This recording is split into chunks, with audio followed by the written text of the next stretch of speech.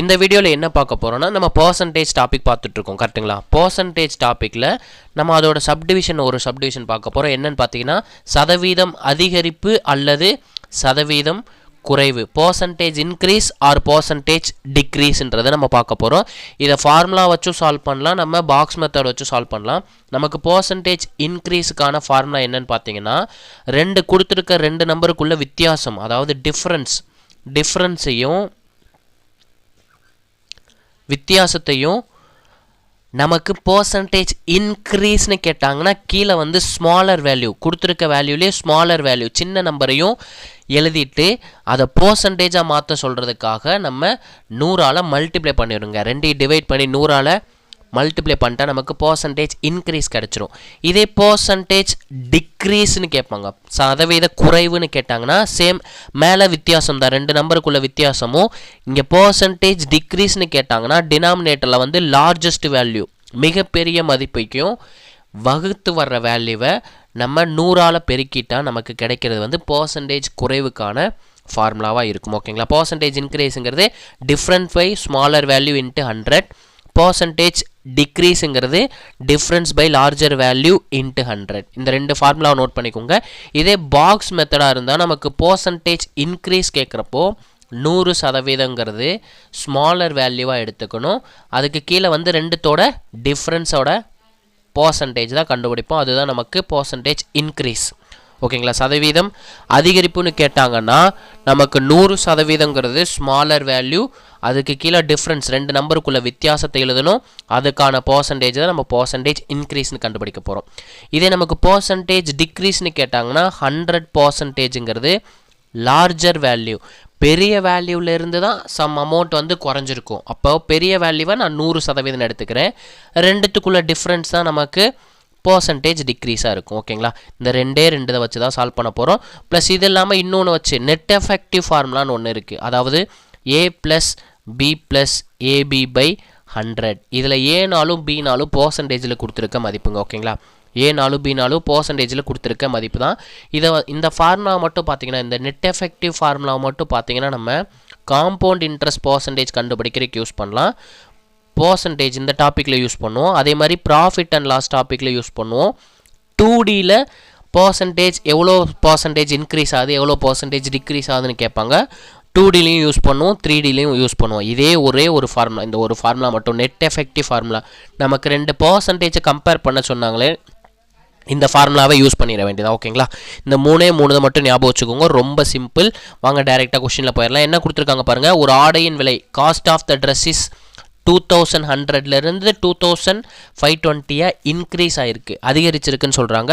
அப்போ இன்க்ரீஸ் ஆச்சுன்னா எதோட பர்சன்டேஜ் கேட்பாங்க, அதிகரிக்கிறதோட பர்சன்டேஜ் கேட்பாங்க. ஓகேங்களா. நான் பாக்ஸ் மெத்தட் வச்சு சால்வ் பண்ணி காமிக்கிறேன், ஃபார்முலா வச்சு சால்வ் பண்ணி காமிக்கிறேன். ஃபஸ்ட்டு நான் பாக்ஸ் மெத்தட் வச்சு சால்வ் பண்ணி காமிக்கிறேன். நமக்கு இன்க்ரீஸ் ஆகுதுன்னு சொன்னாங்கன்னா 100%ங்கிறது ஸ்மாலர் வேல்யூ. இது ரெண்டுத்தில் ஸ்மாலர் வேல்யூ எது, 2100. நமக்கு பர்சன்டேஜ் இன்க்ரீஸ் தான் என்னன்னு கேட்குறாங்க, அதுக்கு நேராக டிஃப்ரென்ஸை எழுதணும். 2520லேருந்து 2100 மைனஸ் பண்ணிங்கன்னா அவ்வளோ அமௌண்ட் இன்க்ரீஸ் ஆகிருக்கும். 2100லேருந்து 420 ஆட் பண்ணிங்கன்னா 2520 கூடியிருக்கும். அப்போ ரெண்டுத்துக்குள்ள டிஃப்ரென்ஸ் எவ்வளோ, 420. அதுதான் எவ்வளோ பர்சன்டேஜ் இன்க்ரீஸ் ஆகிருக்குன்றதை கண்டுபிடிக்க போகிறோம். ஓகேங்களா. இன்க்ரீஸ் ஆன அமௌண்ட்டுங்கிறது 420, அந்த இன்க்ரீஸ் பர்சன்டேஜ் என்னன்றதான் கால்குலேட் பண்ண போகிறோம்.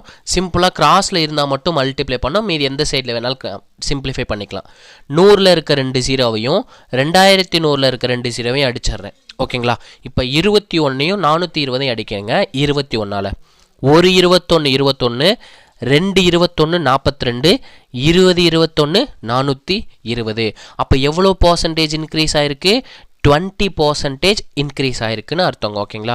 2100 2520 மாறுறதுக்கு எவ்வளோ பர்சன்டேஜ் இன்க்ரீஸ் ஆகிருக்கு, 20% அதிகமாக இருக்குன்னு அர்த்தங்க. ஓகேங்களா. பாருங்கள், ஆன்சர் சி அப்படின்றது ஆன்சர். ஓகேங்களா. இதே மாதிரி நம்ம ஃபார்முலா வச்சு சால்வ் பண்ணி காமிச்சிடலாம். பர்சன்டேஜ் இன்க்ரீஸுக்கான ஃபார்முலா என்ன சொன்னோம், நான் அப் ஏரோ போடுறது இன்க்ரீஸை குறிக்கும், டவுன் ஏரோ போடுறது டிக்ரீஸை குறிக்கும். அதனால தான் நான் அப் ஏரோ யூஸ் பண்ணிக்கிறேன். ரெண்டுத்துக்குள்ள வித்தியாசத்தை நியூமரேட்டரில் எழுதணும். 2100க்கும் 2520க்கும் உள்ள வித்தியாசம், அதாவது வித்தியாசம்னு ஒன்றும் இல்லை, ரெண்டையும் மைனஸ் பண்ணி வர்ற வேல்யூ எவ்வளோ மைனஸ் பண்ணலாம், 2 மைனஸ் பண்ணால் நமக்கு எவ்வளோ கிடைக்கிது 420ன்னு கிடைக்கிது கரெக்டுங்களா 2520லேருந்து 2100 மைனஸ் பண்ணால் நமக்கு பர்சன்டேஜ் இன்க்ரீஸ்னு கேட்டாங்கன்னா டினாமினேட்டரில் ஸ்மாலஸ்ட் வேல்யூ எழுதணும் ஸ்மாலஸ்ட் வேல்யூங்கிறது 2100 நமக்கு பர்சன்டேஜ் அதிகரிப்பு சதவீதம்னு கேட்குறாங்க நமக்கு கிடச்சிருக்கிற வேல்யூ கிடச்சிருக்கு அதை மதிப்பாக வேல்யூ வந்து பர்சன்டேஜாக மாத்திரக்கு 100ஆல் மல்டிப்ளை பண்ணிடுங்க ஓகேங்களா சிம்பிளாக 2100 இருக்க 2 ஜீரோவையும் 100 இருக்க 2 ஜீரோவையும் அடிச்சு விட்றேன் 21ஆல் அடிக்கிறேன் ஒரு 21 20 420 ஓகேங்களா இப்படியும் சால்வ் பண்ணலாம் ஃபார்முலா படியும் சால்வ் பண்ணலாம் நம்ம பாக்ஸ் மெத்தட் படியும் சால்வ் பண்ணலாம் பாக்ஸ் மெத்தட் யூஸ் பண்ணால் நமக்கு ஃபஸ்ட் கொடுத்துருக்க வேல்யூ தான் 100% இன்க்ரீஸ்னாலும் ஃபஸ்ட்டு கொடுத்துருக்க மதிப்பு தான் டிக்ரீஸ்னாலும் ஃபஸ்ட்டு கொடுக்குற மதிப்பு தான் 100% எடுத்துக்கணும் ஓகேங்களா 100%ங்கிறது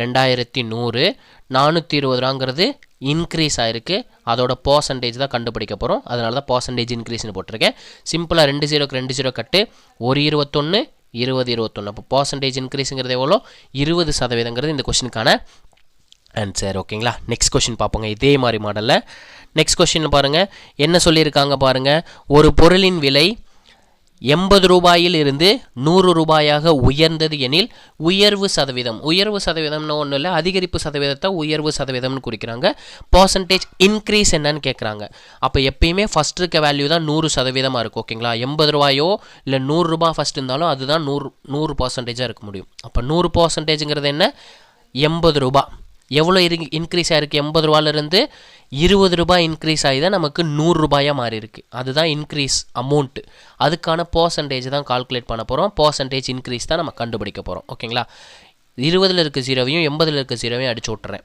2ஆல் அடிக்கிறேன் 1 2 4 2 8 கிராஸில் இருந்தால் மல்டிப்ளை பண்ணும் இது எந்த சைடில் வேணாலும் சிம்பிளிஃபை பண்ணிக்கலாம் ஓகேங்களா நான் 4ஆல் அடிக்கிறேன் 1 4 4 25 × 4 100 அப்போ 80 ரூபாயில் இருந்து 100 ரூபாயை மாறுறதுக்கு எவ்வளோ பர்சன்டேஜ் இன்க்ரீஸ் ஆகிருக்கு 25% அதிகரிக்கப்பட்டுள்ளது ஓகேங்களா 25% இன்க்ரீஸ் ஆகிருக்கு ஓகேங்களா இதே மாதிரி நெக்ஸ்ட் சம் சால்வ் பண்ணலாங்க நம்ம பர்சன்டேஜ் இன்க்ரீஸ் மட்டும்தான் இதில் பார்த்துக்கிட்டு இருக்கோம் இன்னும் டிக்ரீஸுக்கு நம்ம போகலை ஓகேங்களா இதில் என்ன கொடுத்துருக்காங்க ஒரு நகரத்தோட மக்கள் தொகை population of the town increases from 20,000 to 25,000 in a year ஒரு வருடத்தில் ஒரு நகரத்தோட மக்கள் தொகைங்கிறது 20,000லிருந்து 25,000 அதிகரிச்சிருக்குன்னா மக்கள் தொகை அதிகரிப்பு சதவீதம் என்னன்னு கேட்குறாங்க ரொம்ப சிம்பிள் நமக்கு ஃபஸ்ட்டு கொடுத்துருக்க அமௌண்ட்டு தான் நான் 100% சொன்னேன் அப்போ 100%ங்கிறது நமக்கு என்ன 20,000 ரூபா சாரி 20,000 பேர் ஏன்னா பாப்புலேஷன் சொல்லிட்டாங்க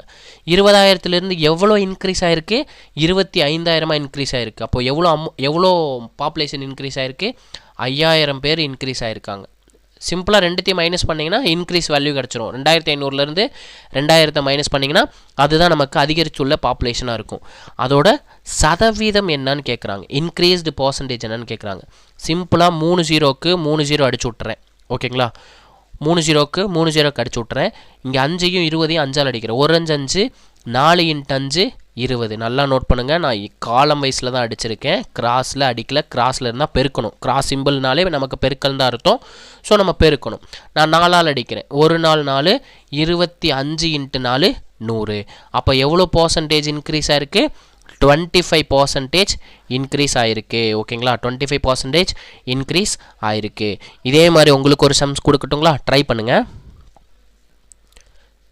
இந்த கொஸ்டினில் என்ன கொடுத்துருக்காங்க பாருங்கள் பெட்டி ஒன்றின் விலை 2000லிருந்து 2,500 அதிகரிக்கப்பட்டால் அதிகரிப்பின் சதவீதம் என்னன்னு கேட்டிருக்காங்க அப்போ நமக்கு 100%ங்கிறது என்ன எவ்வளோ அமௌண்ட்டில் இருந்து இன்க்ரீஸ் ஆகிருக்கு 2,000லேருந்து தான் இன்க்ரீஸ் ஆகிருக்கு ஸோ 100%ங்கிறது நமக்கு 2,000 எவ்வளோ இன்க்ரீஸ் ஆகிருக்கு 500 ரூபாய் இன்க்ரீஸ் ஆகிருக்கு ஏன்னா 2,500லேருந்து 2,000 மைனஸ் பண்ணால் 500 ரூபா தான் இன்க்ரீஸ் ஆகிருக்கு அதோட பர்சன்டேஜ் என்னன்னு கால்குலேட் பண்ண போகிறோம் சிம்பிளாக 500ல் இருக்க 2 ஜீரோவையும் 2,000ல் இருக்க 2 ஜீரோ கட் பண்ணி விட்டுறேன் 5ஆல் அடிக்கிறேன் 1 5 5 4 × 5 20 கிராஸில் இருந்தால் மட்டும் பெருக்கணும் வேறு எந்த சைடில் வேணாலும் சிம்பிளை பண்ணிக்கலாம் நான் 4ஆல் அடிக்கிறேன் 1 4 4 25 × 4 100 அப்போ இதுக்கான பர்சன்டேஜ் எவ்வளோ இன்க்ரீஸு 25% இன்க்ரீஸ் ஆகிருக்குன்றது இந்த கொஸ்டினுக்கான ஆன்சர் ஓகேங்களா அவ்வளோதாங்க சேம் கொஸ்டின் தான் நம்பர் மட்டும் மாற்றிருக்காங்க போனதில் பாப்புலேஷன் வந்து 20,000ன்னு கொடுத்துருந்தாங்க கரெக்ட்டுங்களா?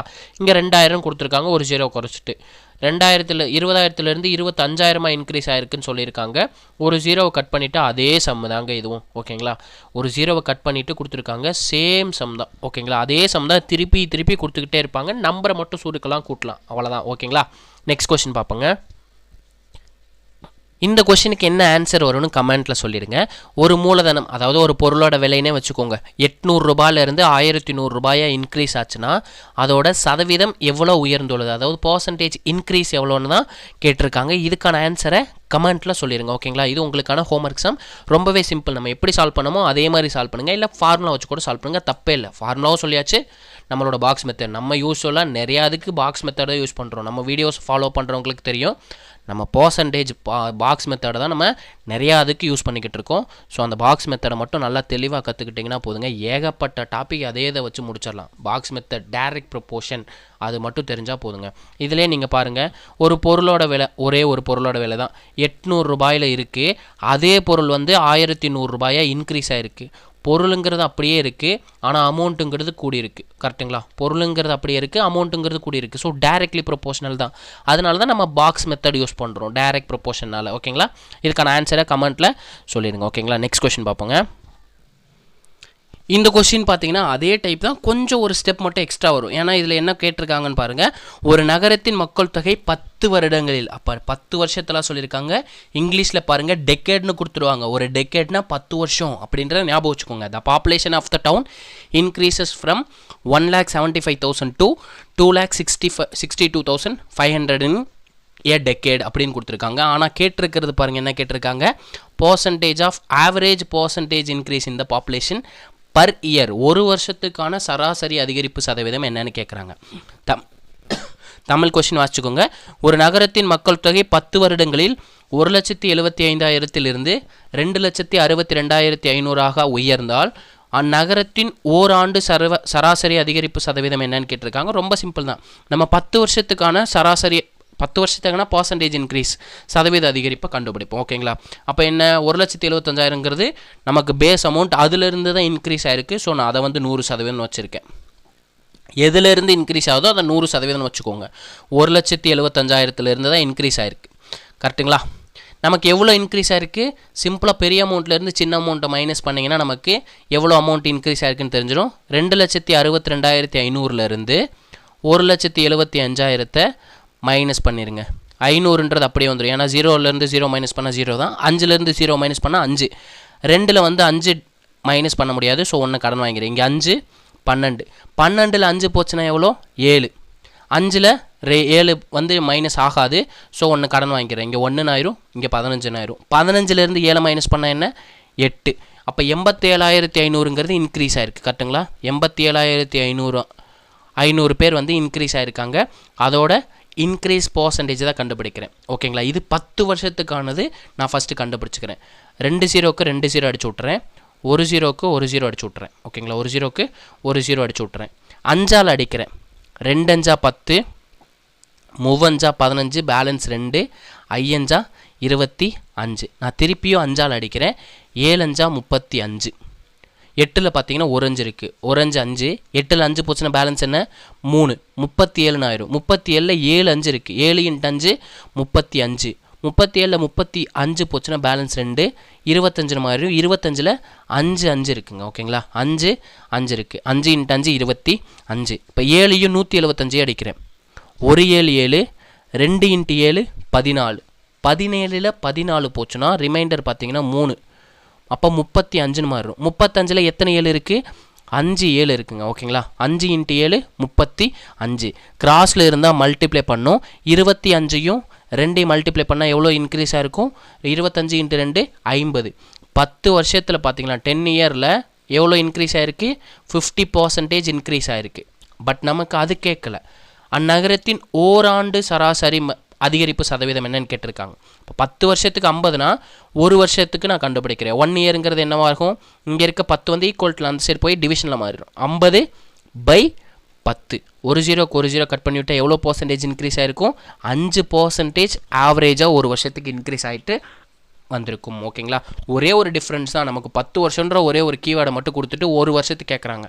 10 வருஷத்துக்கு 50னா 1க்கு என்ன, அதுவே நம்ம பாக்ஸ் மெத்தடில் போடலாம்.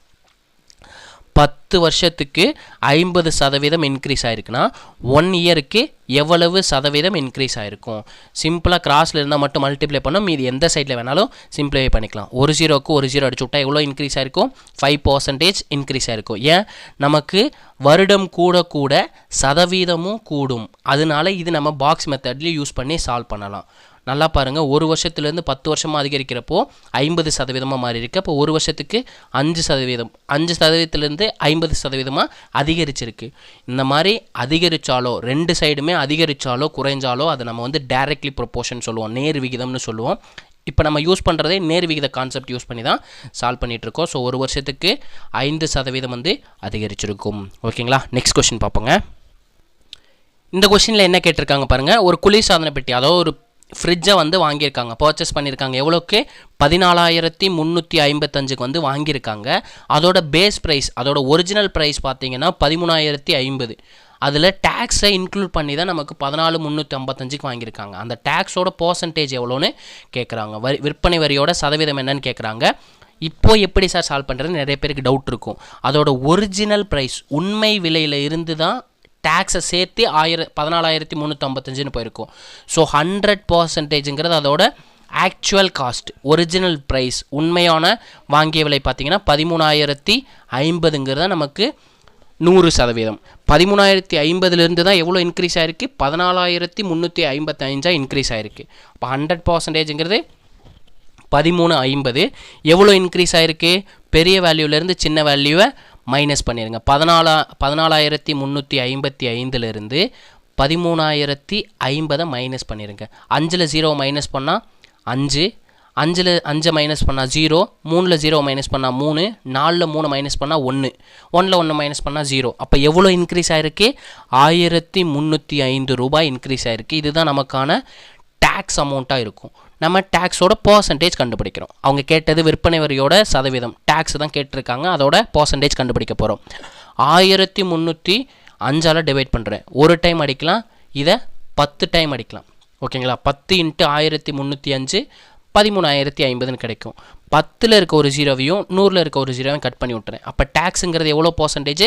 10% டேக்ஸ் போட்டு தான் நமக்கு 13,050லேருந்து 14,355 மாறி இருக்கு. ஓகேங்களா, இதுக்கான டேக்ஸ் பர்சன்டேஜ் எவ்வளோ? 10%ங்கிறது இந்த கொஸ்டினுக்கான ஆன்சர். ஓகேங்களா, நெக்ஸ்ட் கொஸ்டின் பார்ப்போங்க. இந்த கொஸ்டினில் என்ன கொடுத்துருக்காங்க? ஒரு நபரின் ஊதியம் 10% குறைக்கப்பட்ட ஊதியத்தை முதலில் வாங்கிய ஊதியத்திற்கு சமமாக உயர்த்துவதற்கு ஊதியத்தில் எத்தனை விழுக்காடு உயர்த்தப்பட வேண்டும் அப்படின்னு கேட்டிருக்காங்க. அதாவது ஒரு சேலரி வாங்கிட்டு இருந்திருக்காரு, அந்த சேலரியிலேருந்து 10% குறைக்கிறாங்க. 10% குறைக்கிறப்போ ஒரு அமௌண்ட் இருக்கும்.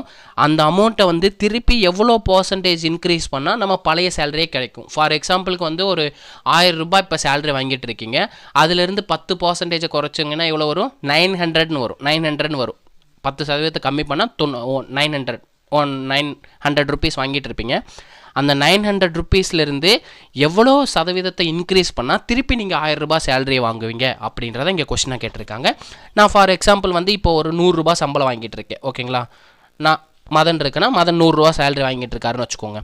இனிஷியல் சேலரி ஃபஸ்ட்டு வாங்கிட்டு இருக்க சேலரி, முதல்ல வாங்கிட்டு இருக்க சேலரி 100 ரூபா. இதிலேருந்து 10% குறைக்கிறாங்க. 100லேருந்து 10%ங்கிறது எவ்வளோ?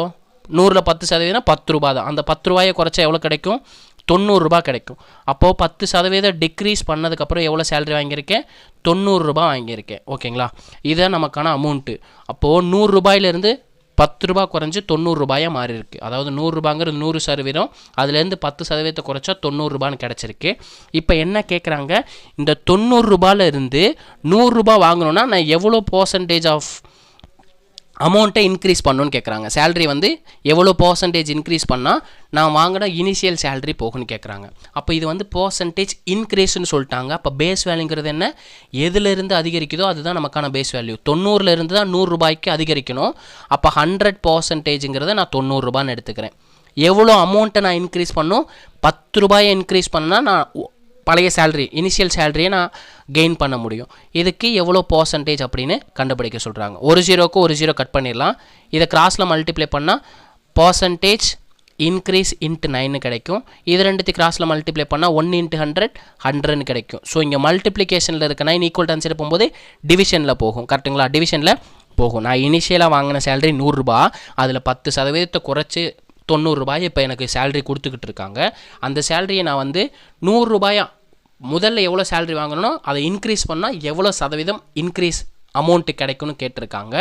அதனால தான் நான் வந்து எவ்வளோ அமௌண்ட் இன்க்ரீஸ் பண்ணோம், 90 ரூபாய் இப்போ வாங்கிட்டு இருக்கேன். நான் முன்னாடி வாங்கிட்டு இருந்த சேலரி 100 ரூபாய். அப்போ எவ்வளோ இன்க்ரீஸ் பண்ணோம், 10 ரூபா இன்க்ரீஸ் பண்ணோம். அப்போ 100% 90 ரூபாய். ஓகேங்களா? நமக்கு பர்சன்டேஜ் இன்க்ரீஸ்னு கேட்டாங்கனாலே சின்ன வேல்யூவாக எடுத்துக்கோங்க. சின்ன வேல்யூங்கிறதான் எப்பயுமே பர்சன்டேஜ் இன்க்ரீஸுக்கான 100% இருக்கும். ஓகேங்களா? அப்போது நான் 9ஆல் டிவைட் பண்ணிட்டா நமக்கு ஆன்சர் கிடச்சிரும். 100லேருந்து 9 டிவைட் பண்ணும். கரெக்டுங்களா? பர்சன்டேஜ் இன்க்ரீஸுங்கிறது 100லேருந்து 9 நான் டிவைட் பண்ணும். 10ல் எத்தனை 9 இருக்குது, ஒரு 9 இருக்குது. ஓகேங்களா? அப்போ ரிமைண்டர் என்ன, 10ல் 9 போச்சுன்னா 1, 10ன்னு மாறிடும். 10ல் எத்தனை 9 இருக்குது, ஒரு 9 இருக்குது. ரிமைண்டர் என்ன, 1. மீதி வந்து நமக்கு 1ன்னு இருக்குது. நம்ம எந்த நம்பரால் கட் பண்ணுறோமோ அதே நம்பரால் நமக்கு கிடைக்கிற மீதியையும் டிவைட் பண்ணிடுங்க. டிவைட் பண்ணிட்டா என்ன கிடைக்கும், 11 1/9ன்னு கிடைக்கும். இதை நம்ம கிராஸில் மல்டிப்ளை பண்ணி பார்க்கும்போது 100/9ன்னு கிடைக்குதுன்னு பார்க்கணும். நம்ம கொடுத்துருக்கிறத மிக்ஸ்டு ஃப்ராக்ஷன் எழுதிட்டோம். அந்த மிக்ஸ்டு ஃப்ராக்ஷனை நம்ம சால்வ் பண்ணும்போது நமக்கு அதுக்கு சமமான பின்னம் கிடைக்குதான்னு செக் பண்ணிடணும். 11ஐயும் 9ஐயும் மல்டிப்ளை பண்ணால் என்ன கிடைக்கும், 99ன்னு கிடைக்கும். 99ல் இருக்க மேலே இருக்க நம்பரை ஆட் பண்ணணும். மேலே இருக்க நம்பரை ஆட் பண்ணால் 100. மேலே ஒரு 1 இருக்குது. 99 + 1 100. அப்போ 100/9ங்கிறது கிடச்சிருக்கு. ஸோ நம்ம பர்சன்டேஜ் இன்க்ரீஸுங்கிறது எவ்வளோ பண்ணணும், 11 1/9% வந்து இன்க்ரீஸ் பண்ணணும். நல்லா நோட் பண்ணிக்கோங்க. இனிஷியல் சேலரிங்கிறது 100 ரூபா. அதிலிருந்து நான் 10% குறைச்சி இப்போ சேலரி வாங்கிட்டு இருக்கேன் 90 ரூபா. இதிலிருந்து எவ்வளோ பர்சன்டேஜ் இன்க்ரீஸ் பண்ணணும்னு கேட்குறாங்க. 90 ரூபாயிலிருந்து எவ்வளோ பர்சன்டேஜை இன்க்ரீஸ் பண்ணால் நமக்கு இனிஷியல் சேலரி கிடைக்குன்றாங்க. அதுக்கான சதவீதங்கிறது என்ன, 90 ரூபாயில் இன்க்ரீஸ் பண்ணுறோம். ஸோ 90 ரூபாய்ங்கிறத நான் 100% எடுத்துக்கிறேன். நமக்கு 90 ரூபாயிலிருந்து 100 ரூபாயை மாறணும். அதுக்கு ரெண்டுத்துக்கு எவ்வளோ இன்க்ரீஸ் பண்ணியிருக்கணும், 10 ரூபாய் இன்க்ரீஸ் பண்ணியிருந்தால் 100 ரூபாயை மாறிடும். இதுக்கான பர்சன்டேஜ் என்னன்னு கேட்குறாங்க. ஒரு 0க்கு ஒரு 0 அடிச்சு விட்றேன். 100ஐயும் 9ஐயும் கட் பண்ணும். 100லேருந்து 9 கட் பண்ண என்ன கிடைக்கும், 11 1/9% கிடைக்கும். ஓகேங்களா? புரிஞ்சுங்களா? கான்செப்ட் இது தாங்க. இதே மாதிரி உங்களுக்கு எக்ஸாக்டாக இதே மாடலில் ஒரு சம் வந்து ஹோம்ஒர்க்காக கொடுக்குறேன், ட்ரை பண்ணுங்கள். இந்த கொஸ்டினில் என்ன கொடுத்துருக்காங்க பாருங்கள். ஏயின் ஊதியம், அதாவது ஏவோட சேலரி பியோட சேலரியை விட 20% குறைவாக இருந்தாலும் சொல்லிட்டாங்க. 20% கம்மின்னு சொல்லிட்டாங்க. சரி, இதை நம்மளே சால்வ் பண்ணிடலாம். பியின் ஊதியம் ஏயின் ஊதியத்தை விலை எவ்வளவு விழுக்காடு அதிகம். இங்கேயும் பர்சன்டேஜ் இன்க்ரீஸ் தான் கேட்குறாங்க. நமக்கு ஏவோட சேலரி பியை விட 20 குறைவுன்னு சொல்லிட்டு இருக்காங்க. 20% குறைவுன்னு சொல்லியிருக்காங்க. ஸோ நான் பியோட வேல்யூ அஷ்யூம் பண்ணுறேன். பியோட வேல்யூ வந்து நான் 100 ரூபான்னு எடுத்துக்கிறேன். ஓகேங்களா? அப்போ ஏவோட சேலரிங்கிறது எவ்வளோ இருக்கும், 20% கம்மி. 100 ரூபாயில் 10%ங்கிறது 10 ரூபா, 20%ங்கிறது 20 ரூபா. அப்போ 20 ரூபா கம்மியாக இருக்கும்.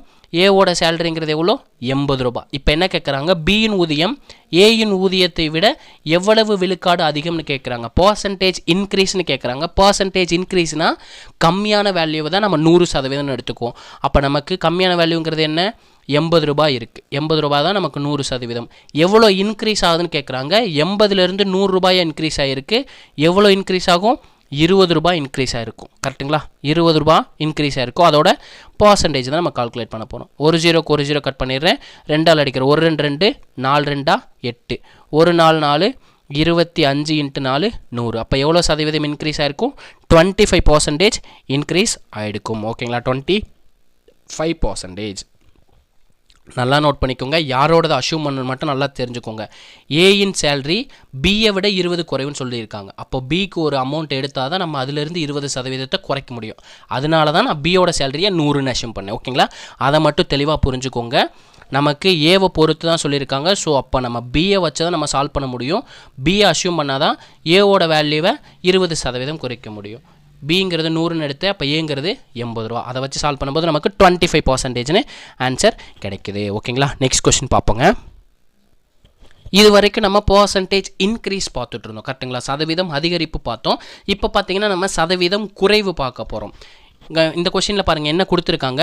ஒரு நபரோட வருமானம் வந்து 10% அதிகரிக்கப்பட்டு பிறகு 10% குறைக்கப்படுகிறது எனில் அவரது வருமானத்தில் எவ்வளோ சதவீதம் மாற்றம் அடையும் கேட்குறாங்க. இதில் பாருங்கள் ரெண்டுமே பர்சன்டேஜில் கொடுத்துருக்காங்க. அப்போது நான் என்ன ஒரு ஃபார்முலா கொடுத்தேன், நெட் எஃபெக்டிவ்னு ஒரு ஃபார்முலா கொடுத்தேன். என்ன ஃபார்முலா, A + B + AB/100 அப்படின்னு ஒரு ஃபார்முலா கொடுத்தேன். ஓகேங்களா. இதில் தான் நம்ம percentage increase R percentage degrees கண்டுபிடிப்போம். அதாவது பர்சன்டேஜ் அதிகரித்து பர்சன்டேஜ் குறைவு இந்த மாதிரி கொடுத்தாங்கன்னா நமக்கு அதிகரிக்கிறதுன்றது ப்ளஸ் வேல்யூவாக எடுத்துக்கணும். அப்போ 10% அதிகரிக்குது ப்ளஸ் எடுத்துக்கிட்டேன். நெக்ஸ்ட் என்ன சொல்லியிருக்காங்க, 10% குறையுது. பியோட வேல்யூவை நான் -10ன்னு எடுத்துக்கிறேன். ஏன் -10ன்னு எடுத்துக்கிறேன், 10% குறையுது, அதனால நான் -10ன்னு எடுத்துக்கிறேன்.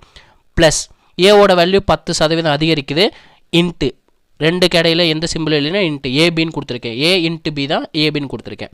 பியோட வேல்யூங்கிறது என்னவாது, 10% குறையுது. அப்போ -10/100.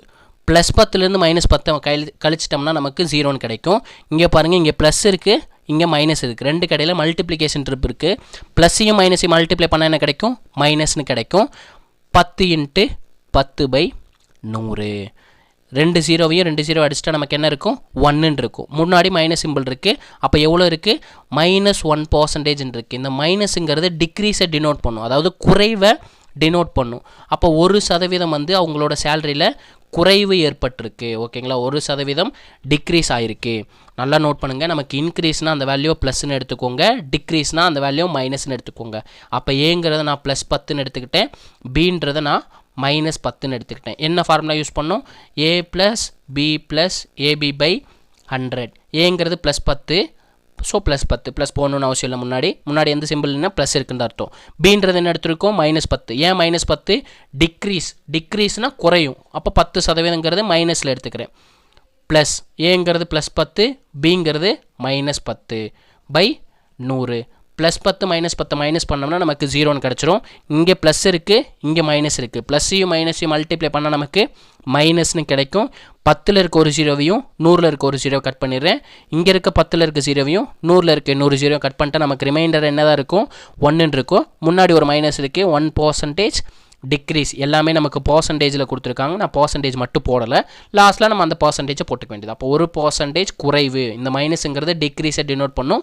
1% குறைவு அப்படின்றது இந்த கொஸ்டினுக்கான ஆன்சர். ஓகேங்களா. இதே டைப்பில் நெக்ஸ்ட்டு ஒரு 2-3 சம்ஸ் இருக்குது. இதே மாடலில் தான் சால்வ் பண்ண போகிறோம். உங்களுக்கு ஷோ பண்ணுறேன், அதை ட்ரை பண்ணுங்கள். ஓகேங்களா. இந்த கொஸ்டினில் என்ன கொடுத்துருக்காங்க பாருங்கள், ஒரு பொருளின் விலையானது 20% அதிகரித்த பின் 20% குறைகிறது எனில் முதல் விலையை ஒப்பிடும்பொழுது கடைசி விலையானது பர்சன்டேஜில் கேட்குறாங்க. இந்த மாதிரி பர்சன்டேஜில் கேட்டால் நம்ம நெட் எஃபெக்டிவ் ஃபார்முலா பார்த்தோம். அப்போ 20% அதிகரிக்குன்னு சொல்லியிருக்காங்க. அப்போ ஏங்கிறது +20, பிங்கிறது என்ன சொல்லியிருக்காங்க, 20% குறையுதுன்னு சொல்லியிருக்காங்க, பிங்கிறது -20. அப்படியே அந்த நெட் எஃபெக்டிவ் ஃபார்முலாவில் போட்டுருங்க. நான் ஃபார்முலா எழுதாமல் டேரெக்டாக போட்டுறேன். ஏங்கிறது +20, பிங்கிறது -20.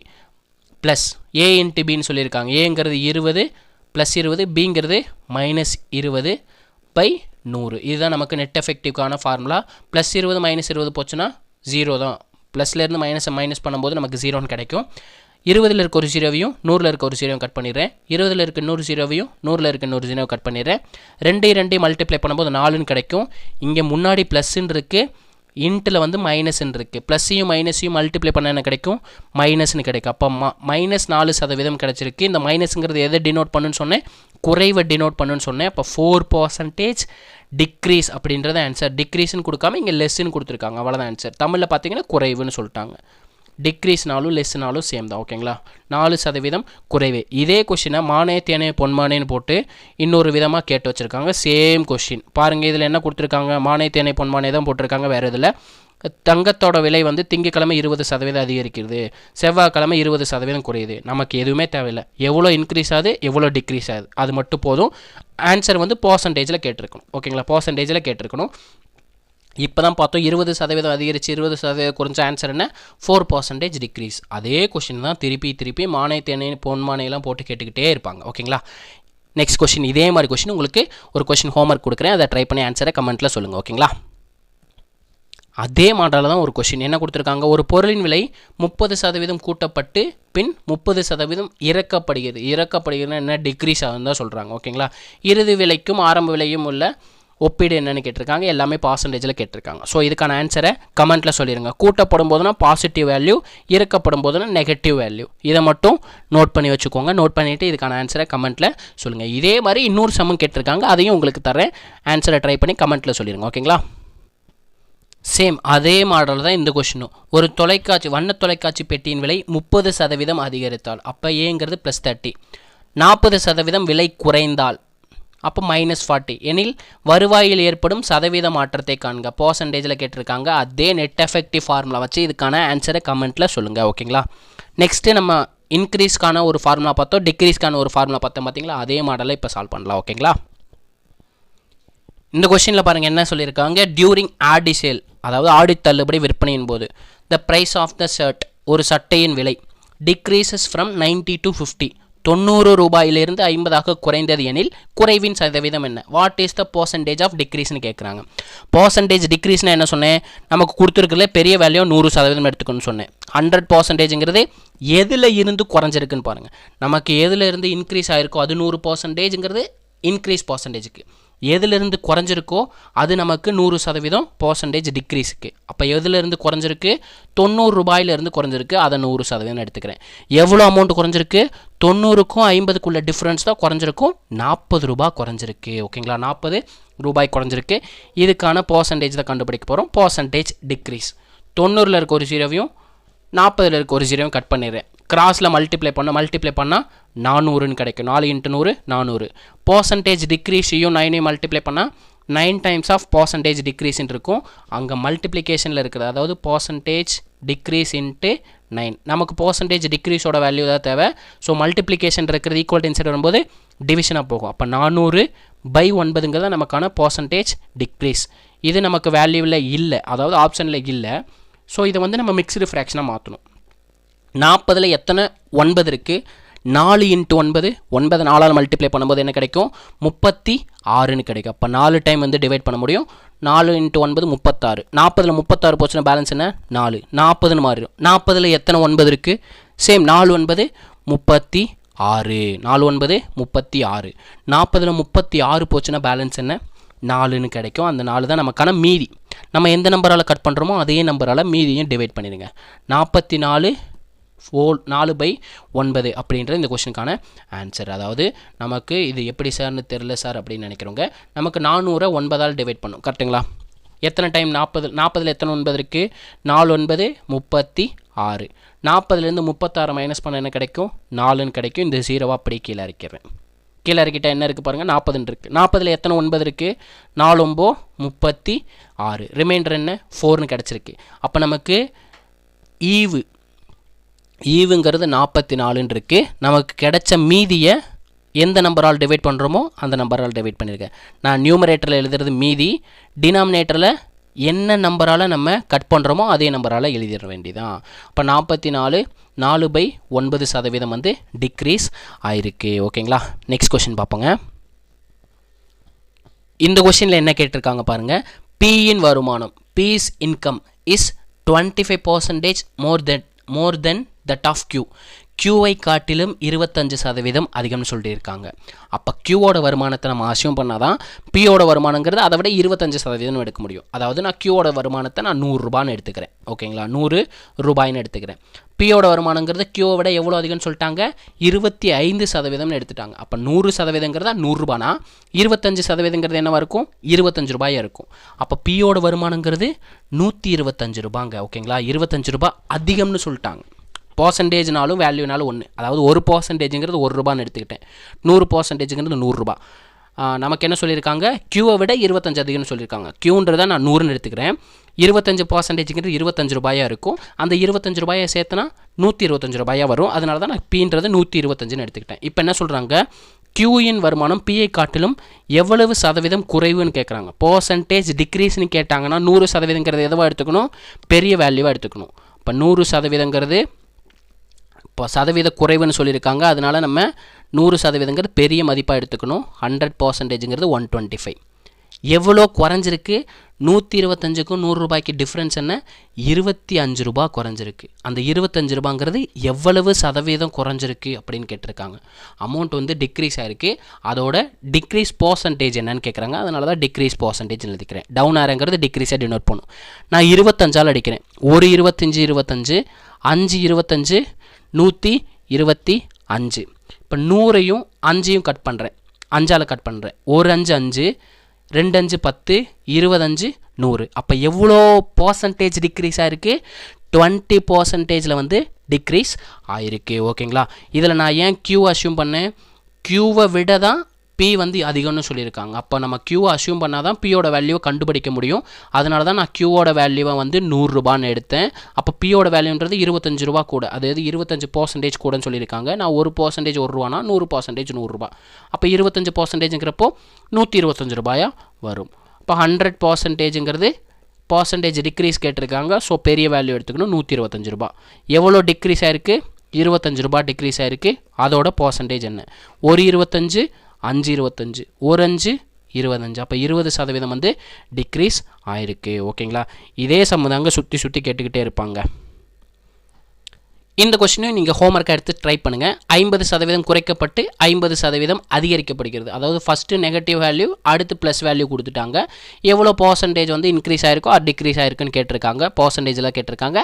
நெட் எஃபெக்டிவ் ஃபார்முலா, அதாவது A + B + AB / 100. இங்கே ஏன்றது -50, ஏன்னா குறையுதுன்னு சொல்லிட்டாங்க, -50. பிங்கிறது +50 வச்சு சால்வ் பண்ணி ஆன்சர் என்ன வரும்ன்றதை கமெண்ட்டில் சொல்லுங்கள். ஓகேங்களா?